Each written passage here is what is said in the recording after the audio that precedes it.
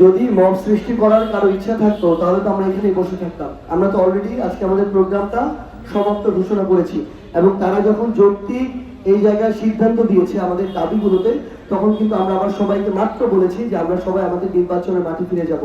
আমরা একটা কথা স্পষ্ট করে বলি, আমরা আমাদের জায়গা থেকে একটা স্বচ্ছ নির্বাচন চাই।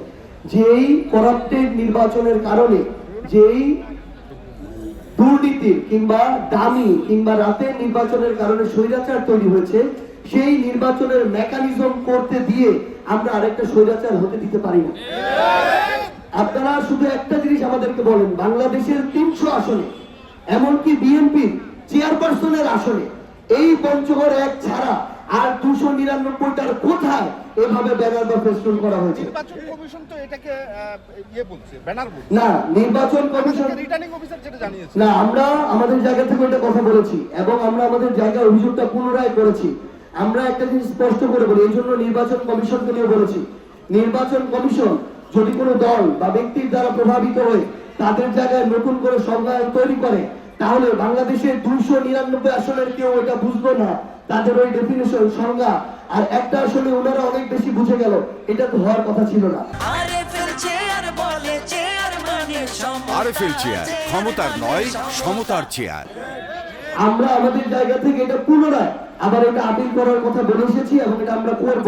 কারণ নির্বাচন কমিশন যদি এই ধরনের পক্ষপাতমূলক আচরণ করে, সবাই কেউ কারো জায়গা থেকে এই ব্যানারের সংজ্ঞায়ন উনাদের মতো করে বুঝবে না, খালি উনারা একাই বুঝবো। ইভেন বিএনপির মহাসচিব সাহেব, চেয়ারপারসন সাহেব, তারাও ব্যানারের সংজ্ঞা ব্যানারের জায়গায় রাখলো আর ওনারা নতুন করে সংজ্ঞা দিল, এটা তো হইতে পারে না। আমরা মনে করি তারা আগের যে জোর খাটানো পেশি শক্তির প্রদর্শন, এটা প্রদর্শন করার চেষ্টা করছে, কিন্তু তারা জানে না এটা 24-এর আগের বাংলাদেশ না। তারা জানে না যে এটা অভ্যুত্থান পরবর্তী সেই বাংলাদেশ, যেই বাংলাদেশে এখানে যারা উপস্থিত হয়েছে বয়স কারো 20 হতে পারে, কিন্তু এরা হচ্ছে ওই 20 বছর বয়সী ছাত্র জনতা যারা হাসিনার মতো স্বৈরাচারের পতন ঘটিয়েছে।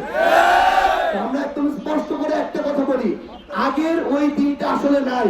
যখন আপনারা আপনাদের জায়গা থেকে ব্যর্থ হয়েছিলেন, যখন আপনারা আপনাদের জায়গা থেকে সবাই মিলে বাংলাদেশের মজলুম এক নেত্রী বেগম খালেদা জিয়াকে কারাগার থেকে বের করতে পারেন নাই, এই 15, 20, 25 বছরের বাচ্চারাই তাকে কারাগার থেকে বের করে সম্মানের একটা বিদায় দিয়েছে। এই জন্য আপনারা আপনাদের জায়গা থেকে যেগুলো বলেন, আমরা জানি এগুলো রাজনৈতিক উদ্দেশ্য প্রণোদিত, আমরা এগুলো বলতে চাই না, কিন্তু আমরা শুধু চাই যে আপনারা আপনাদের জায়গা থেকে স্বচ্ছ নির্বাচনে সহযোগিতা করবেন। মানুষকে ধমক দিয়ে ভোট নেওয়ার পায়তারা করবেন না। এখন ওই দিন নাই যে ধমক দিলে ভোট পাওয়া যায়, একটা ধমক দিলে 10টা ভোট কমে যাবে ইনশাআল্লাহ।